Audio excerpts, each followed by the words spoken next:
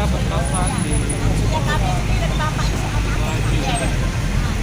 Hari ini adalah langkah pertama Polsek Lagu dalam rangka penertiban berkaitan dengan kegiatan anak-anak atau remaja yang ada di Pelaju dengan adanya perang mercon ataupun kembang api.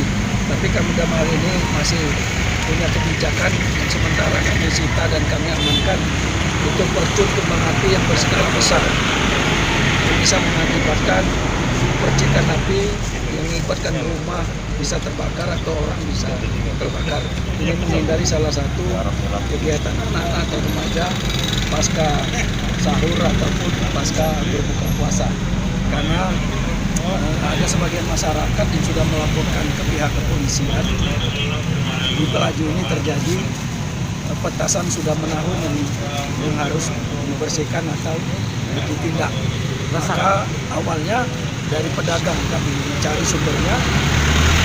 Hari ini kegiatan ini kami lakukan sehingga masyarakat tahu kalau percun ini berbahaya bagi orang ramai dan orang lain.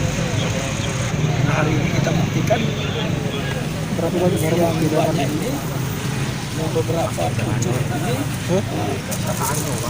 yang bisa memicu terjadinya kebakaran rumah ataupun orang yang terkena dampak dari percun.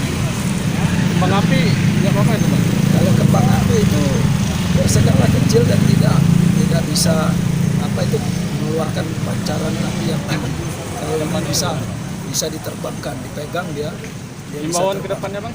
Himbauan ke depannya khususnya kepada pedagang, kami berharap tidak semua kembang api yang berskala besar itu dapat diperjualbelikan karena sangat berbahaya bagi orang lain, apalagi anak-anak yang tidak mengerti tentang peruntukannya. Jangan sampai ada korban selama bulan puasa ini awalnya belum terjadi korban, tapi kita sudah mengantisipasi jangan sampai ada korban dari perangnya kembang api ataupun percun besar yang berskala ledakan tinggi.